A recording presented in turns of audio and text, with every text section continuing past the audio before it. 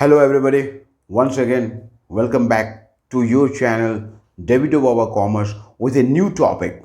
Remember, today's topic is very important. See the topic basis of accounting.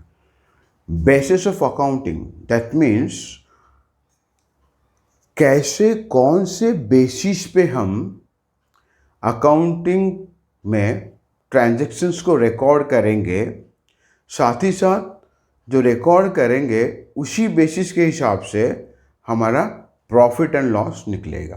We know all of you that the main objective, the primary objective of the accounting is to calculate the profit and loss account, profit and loss, right? By preparing the profit and loss account and the balance sheet to know the financial position.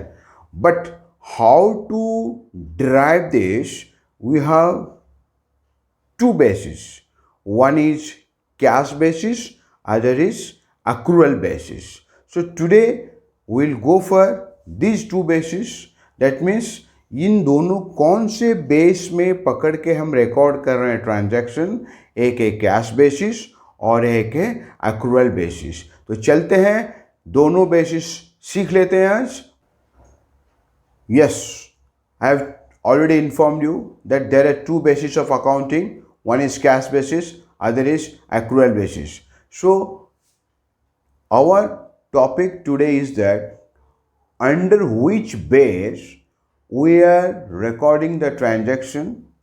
So the business organization can go for cash basis or accrual basis. As the name itself, इसके नाम से पता चलता है, ये cash basis मतलब जब जब बिजनेस के अंदर कैश आएगा तब रिकॉर्ड होगा, जब जब बिजनेस के अंदर कैश जाएगा तब रिकॉर्ड होगा. दैट मीन्स कैश बेसिस में, under cash basis, the transaction will be recorded, the transaction will be recorded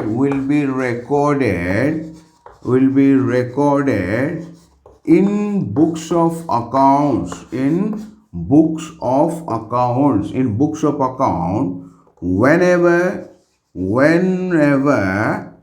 cash comes in and cash goes out. So जब जब कैश जाएगा और कैश आएगा तब हम रिकॉर्ड करेंगे. यहाँ पे फोकस नहीं रहता है कौन से साल के लिए कैश गया, कौन से साल का ये इनकम है, कौन से साल का ये खर्चा है, डजेंट मैटर. बस कैश आ रहा है तो भैया रिकॉर्ड करो, कैश जा रहा है तो रिकॉर्ड करो. दैट मीन्स क्रेडिट ट्रांजैक्शंस को रिकॉर्ड नहीं किया जाएगा जब तक हमने पैसा दिया नहीं कि रिसीव किया नहीं. Let assume sold goods to A, sold goods to है, ये एक क्रेडिट ट्रांजैक्शन 50,000. तो हमने ए को सामान बेचा है 50,000 में, तो वो ए जब तक हमें 50,000 रुपये नहीं देता है तब तक हमारा रिकॉर्ड में उसको नहीं रिकॉर्ड करेंगे, बुक्स में रिकॉर्ड नहीं करेंगे. तो वैसे ही परचेज गुड्स फ्रॉम बी 60,000, तो ये भी एक क्रेडिट ट्रांजैक्शन है. जब तक मैं उसको पैसा नहीं देता हूँ तब तक वो बुक्स ऑफ अकाउंट्स में रिकॉर्ड नहीं आएगा. So that is the main theme of cash basis. That means whenever we are receiving any cash we have to record. Will forget about the period, whether ये previous year का हमने दिया, receive किया, कि अगले साल के लिए रिसीव किया, कि इस साल के लिए रिसीव किया, doesn't matter for us. Will focus, cash आ रहा है तो भैया रिकॉर्ड करो. वैसे ही अगर कैश जा रहा है, अब किस ईयर के लिए पेमेंट कर रहे हो डजेंट मैटर, प्रीवियस के लिए पेमेंट कर रहे हो तो भैया रिकॉर्ड करो. फ्यूचर ईयर के लिए पेमेंट कर रहे हो तो भैया रिकॉर्ड करो.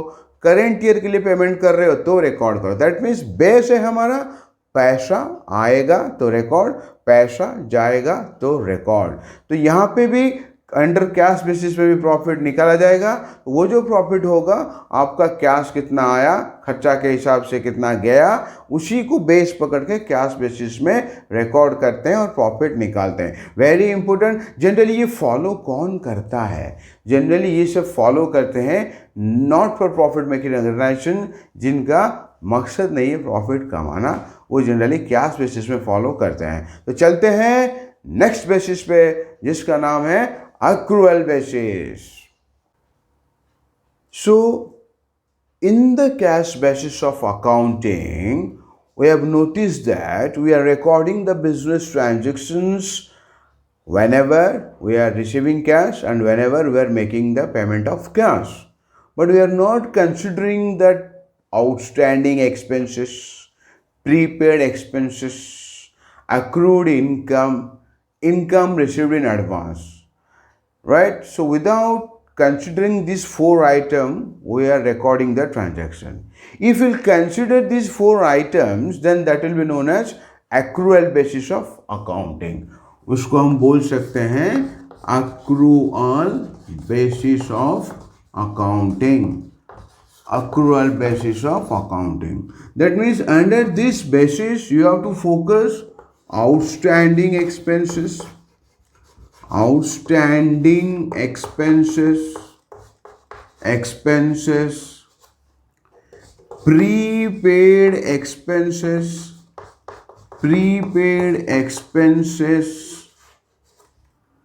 accrued income,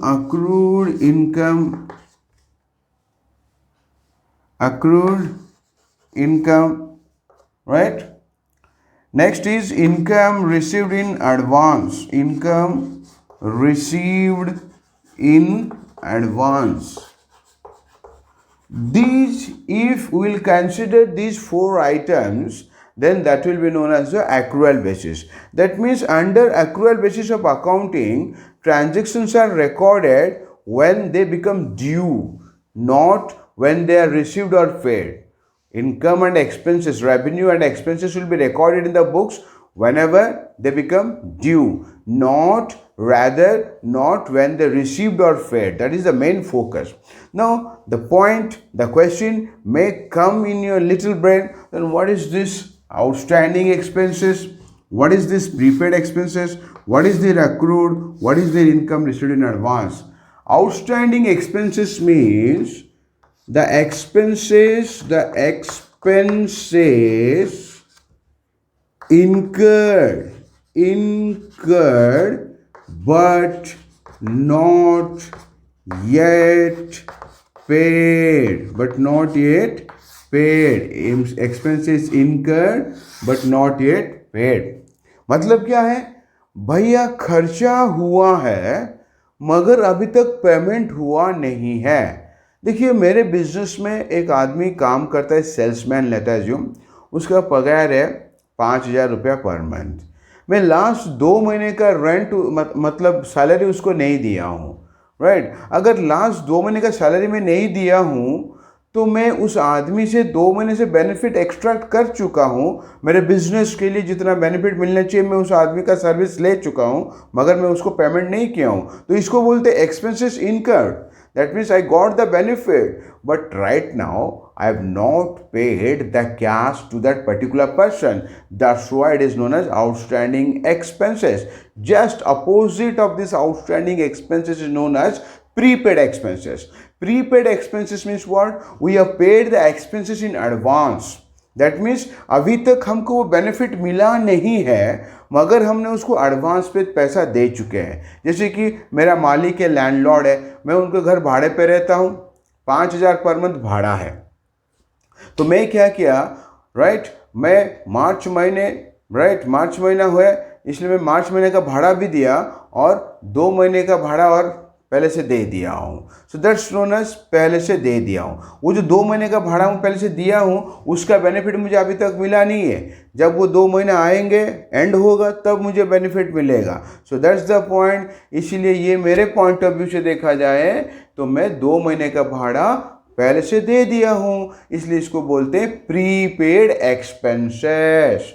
तो ऐसा भी है तुम्हारा इनकम का भी 2 एंगल से होता है. सो मैंने बोला प्रीपेड एक्सपेंसेस मीन्स एक्सपेंसेस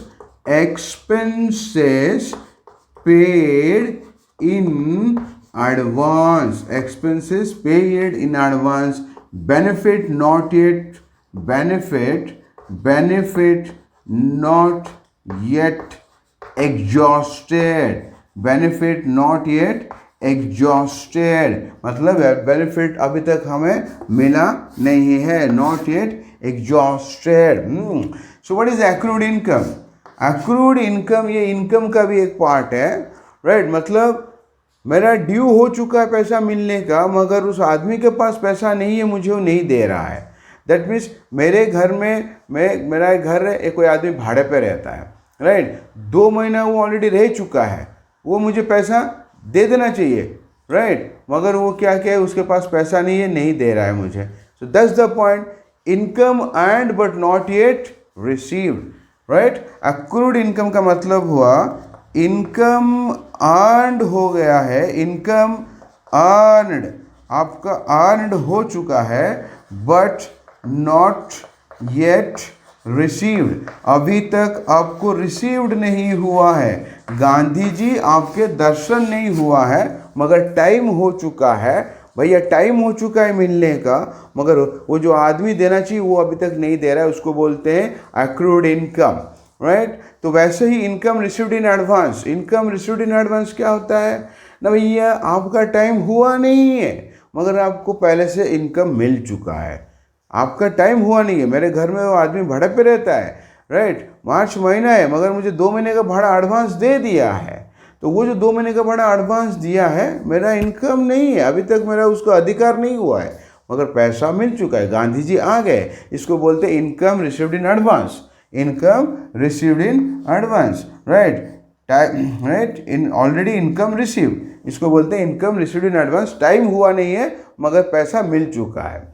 तो रिमेंबर, ये prepaid expenses, prepaid expenses, prepaid expenses, prepaid expenses, accrued income, accrued income, ये दोनों होते हैं असेट्स, ये दोनों असेट्स है। और outstanding expenses, outstanding expenses, income received in advance, income received in advance, income received in advance, ये दोनों होते हैं तुम्हारा लायबिलिटी, ये दोनों होते हैं तुम्हारा लायबिलिटीज। रिमेंबर, बहुत ही बड़ा इंपॉर्टेंट टॉपिक है ये, कौन से बेस में रिकॉर्ड करके प्रॉफिट निकाला जाएगा, कैश बेसिस में, कैश जब जब आएगा तब रिकॉर्ड होगा, और जब जब जाएगा तब रिकॉर्ड होगा। एक्रूअल बेसिस में, और इसका दूसरा नाम है मर्केंटाइल बेसिस, इस बेसिस में आपका चाहे कैश गया नहीं गया डजंट मैटर, अगर वो ड्यू हो चुका है तो आपको रिकॉर्ड करना पड़ेगा। कैश इनकम आपका हुआ नहीं हुआ डजंट मैटर, राइट, मतलब मिला नहीं मिला डजंट मैटर, मगर इन टाइम ड्यू हो चुका है तो आपको रिकॉर्ड करना पड़ेगा। This is all about your basis of accounting. Please do remember this and try to share your video, our video, and also subscribe our channel. Thank you very much for watching. फिर मिलेंगे अगले video में, तब तक के लिए